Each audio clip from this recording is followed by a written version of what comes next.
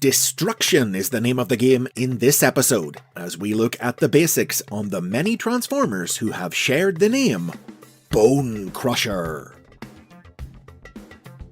The toy that would become the original BONECRUSHER was first released in the Japanese toy line Diaclone in 1983. It was one of the Construction Robo, 6 robots who transformed into construction vehicles and who could combine into one giant super robot. These 6 figures were imported by Hasbro to become part of the second year of the Transformers toy line in 1985, for which they were released as the Decepticon Master Builders, the Constructicons. BONECRUSHER transformed into a bulldozer. He was armed with a drill-shaped missile launcher, with which he combined to form the left arm of the team's united robot form, Devastator.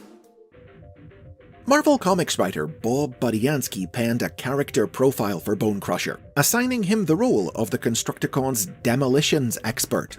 It was work BONECRUSHER thoroughly enjoyed. Strong, tough, but not too bright, his mission in life was to reduce everything around him to rubble, and he took great pleasure showing off his wild, destructive skills for his teammates.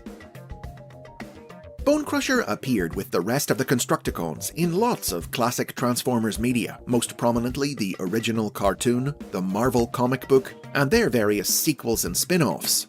But like a lot of Combiner team members, he didn't really stand out from the rest of his group. He was just part of the team, working on their construction projects and eagerly unleashing his talent for destruction on the Autobots, either as an individual or combined with his comrades as Devastator. Check out the basics on the Constructicons for the full story on the team. Perhaps BONECRUSHER's biggest individual contribution to Transformers lore was in 1986's The Transformers the Movie, when he proposed that the Decepticons dump their wounded warriors into space. A key moment in the film's story that led to the injured bots being found and turned into servants of the monster planet Unicron. The Constructicon toys were discontinued in 1987. But in 1992, BONECRUSHER and his buddies were reissued in the European and Australasian markets, now coloured yellow instead of green, and without the accessories needed to combine them into Devastator. They were re-released again a year later, this time complete with all parts, in 1993's Generation 2 toy line, available in both yellow and orange colour schemes. After Generation 2, Hasbro began recycling BONECRUSHER's name, keeping their trademark on it active by repeatedly reusing it for multiple new characters, who, like the original, were all generally tough guys with a talent for destruction. The first of these new BONECRUSHERs was a heroic Maximal, released in the Beast Wars toy line in 1997. A strong and stubborn infantry soldier with a missile launcher in his mouth and a one-track mind focused only on fighting, who transformed into an American buffalo. This BONECRUSHER didn't appear in the Beast Wars cartoon, but in the 21st century he did feature in comic books from IDW Publishing, one of a band of newly activated Maximals battling the Predacons on prehistoric Earth. In the Japanese market, meanwhile, this toy was released as a separate character named Bighorn. Bighorn was part of the main Maximal cast of the Beast Wars 2nd animated series. He had the same basic personality as BONECRUSHER, a headstrong hero so volatile that even the sight of a red flower could send him into a fighting frenzy. Though he did have a gentler side, with several episodes focusing on his attempts to win the heart of his unrequited crush, the Seacon space pirate, Scylla. The BONECRUSHER introduced in 2002's Transformers Armada was one of the tiny robots known as Minicons. He converted into a missile launcher truck and was characterized as a simple bruiser who enjoyed busting heads and who rarely spoke. BONECRUSHER was a member of the Land Military Minicon team and made a handful of appearances alongside teammates Knockout and Wreckage in both the Armada cartoon and comic book, overcoming their fear and hesitation to help the Autobots battle the Decepticons. The most significant of these new Bonecrushers was the Decepticon, introduced in 2007's live-action movie. Like the Beast Wars character, he transformed into a búfalo. A búfalo mine-protected clearance vehicle, that is. A type of armoured military vehicle fitted with a robotic claw arm for disabling landmines. This Bonecrusher's personality was defined by hatred. He hated everyone and everything, and what he hated, he tried to destroy. It was only fear of Megatron that kept him from turning on his fellow Decepticons and unleashing his rage on them. Bonecrusher even hated himself, loathing his misshapen robot mode and how it reflected the inner ugliness he knew lay within his spark.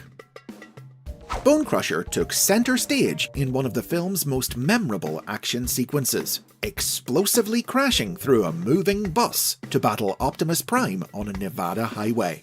The fight itself ultimately proved to be a short one, ending when the Autobot leader cut Bonecrusher's head off. But the scene was prominently showcased in multiple trailers and TV spots for the film, ensuring that Bonecrusher's big screen brawl would be well remembered.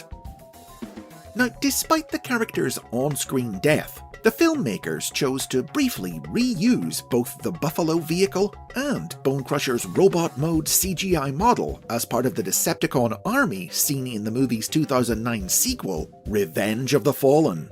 Fans were left to conclude that this must be a generic Decepticon who just happened to have the same form as Bonecrusher, but maybe not. You see, the character profiles included with several of the many Bonecrusher toys that have been released over the years continued his story after the first movie, stating that he had somehow survived his decapitation and went into hiding in the Amazon jungle to recuperate, before re-emerging around the time of the sequel. So maybe that was just a generic bot, or maybe it really was Bonecrusher back in action. Further adding to Movieverse Bonecrusher's unique legacy, director Michael Bay named one of his English Mastiff dogs after the character, and even put him in the movies. Bonecrusher the dog appeared in both Revenge of the Fallen and 2011's Dark of the Moon as a pet owned by the Autobots' human allies, Michaela Baines and Sam Witwicky. Now, these are just the most distinctive, most different bots to bear the Bonecrusher name. But there are others a lot more like the original. Multiple new incarnations of the Constructicons have been featured in various different Transformers series over the years, and like the classic team, they almost all have a Bonecrusher among their ranks. The live-action movies are the major exception, since a character named Bonecrusher already existed in that universe. When the Movieverse Constructicons were introduced in Revenge of the Fallen, his usual spot on the team was taken by a new bulldozer bot named Rampage. And of course, the original Bonecrusher hasn't been forgotten, as the 21st century has seen him continue to reliably appear with his fellow Constructicons in everything from comic books, including stories from all major Transformers publishers like Dreamwave Productions, IDW, and Skybound, to video games like 2015's Transformers Devastation. The 2012 Japanese toy line, United EX, even introduced Bonecrusher's younger brother, Gravedigger, a fellow bulldozer with a violent temper that made him unsuited to joining Bonecrusher in construction work. And naturally, Bonecrusher has enjoyed new toys of his own, with brand new, fully combining sets of all 6 Constructicons released in 2015's Combiner Wars, and most recently, the Studio Series line in 2025. But whatever Transformers universe you find yourself in, if you need something broken down, beaten up, or just blown to bits, there's no bones about it. The brute called Bonecrusher is the bot for the job. And those are the basics on Bonecrusher. Which one did you first encounter, and which is your favourite? After you've left your answer in the comments, throw me a bone. Subscribe for more history and lore from the world of the Transformers, and if you can, support the show on Patreon for early ad-free access to new videos.